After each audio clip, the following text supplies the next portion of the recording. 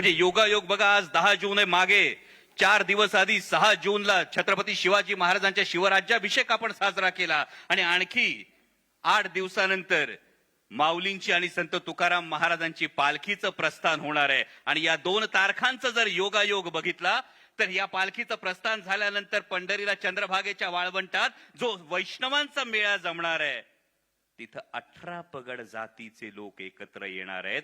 जेव्हा समाजात जातीच्या भिंती उभ्या राहत असताना या 18 पगड जातीच्या लोकांचं एकत्र येणं आणि ते अशा देवाच्या समोर लीन होणं की 33 कोटी देव आहेत, प्रत्येक देवाच्या हातात काही ना काही शस्त्र आहे, एकच पांडुरंग आहे, हातात शस्त्र नाही, हात कमरेवर आहेत, पण सगळं जग ज्याच्या समोर लीन होतं. हा जो प्रेमाचा संदेश आहे हा आपण कधी देणार आहोत?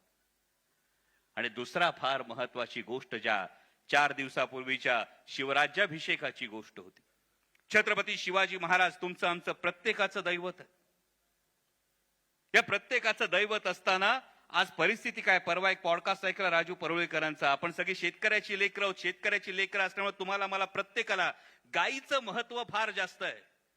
पण परवा एका पॉडकास्टमध्ये बहुतेक राजू परुळेकरांनीच एक विधान केलं. ते विधान डोळे उघडणारं होतं की जेव्हा समाजाची परिस्थिती कुठल्या बाजूनं जातीये हे जर पाहिलं तर गायीच्या वासराला कळतं की दूध प्यायचं असतं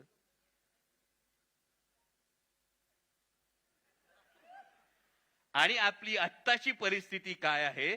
राज्याचे काही मंत्री मुलाखतीत काही विधानं करतात तेव्हा खरोखर हा प्रश्न येतो की ज्या पुरोगामी विचारांचा झेंडा घेऊन आपण पुढे चाललो, ज्या महात्मा फुलेंनी बुद्धी प्रामाण्यावर सामाजिक प्रश्न सोडवण्याची जी शिकवण आपल्याला दिली, ती शिकवण आपण कुठे विसरतो का? आणि म्हणून छत्रपती शिवाजी महाराजांचा राज्याभिषेक लक्षात ठेवावा लागतो की तोपर्यंतच्या प्रत्येक राजानं शपथ घेताना राजदंड धर्मगुरूच्या हातात दिला आणि सांगितलं, माझ्या हातून चुकीचं वर्तन झालं तर माझा धर्मगुरू माझ्यावर राजदंडाचा प्रहार करेल आणि मला पदच्युत करेल.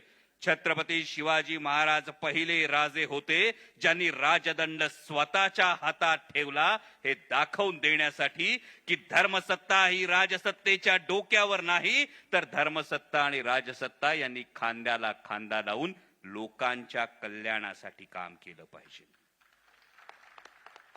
आणि त्यामुळे या सगळ्या सामाजिक परिस्थितीचा विचार आपल्याला करावा लागेल.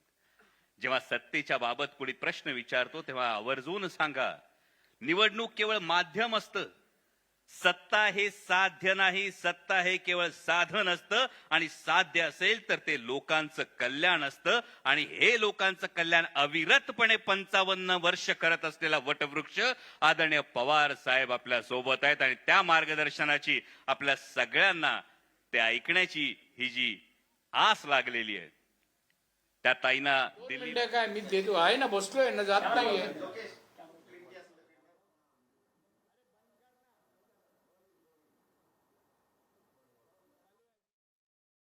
देशाची भूमिका मांडण्यासाठी परदेशात जातात आणि साऊथ आफ्रिकेच्या मुख्य पेपरमध्ये द स्टार मध्ये अख्ख्या पानाची मुलाखत छापली जाते, ती आमच्या राष्ट्रीय कार्याध्यक्षांची छापली जाते.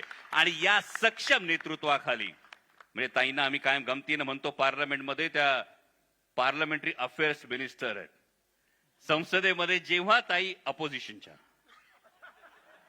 कारण संसदेमध्ये जेव्हा ताई उभ्या राहतात तेव्हाच असणारा पिन ड्रॉप सायलेन्स आणि आम्हा सगळ्या खासदारांना मोठ्या बहिणीप्रमाणे त्यांचं असणारं मार्गदर्शन हे पाहता आदरणीय शरदचंद्रजी पवार साहेबांचा वसा आणि वारसा हा सक्षमपणे ही त्यांची लेख चालवते. आणि शमलेल्या बापासाठी लेक नारळाचं पाणी आणि लढणाऱ्या लेकीसाठी बाप बुलंद कहाणी, ही बुलंद कहाणी ही अशीच कायम राहू, अशीच चालत राहू, याच आपल्या सर्वांना या वर्धापन दिनाच्या शुभेच्छा देतो आणि थांबतो. धन्यवाद. जय शिवराय.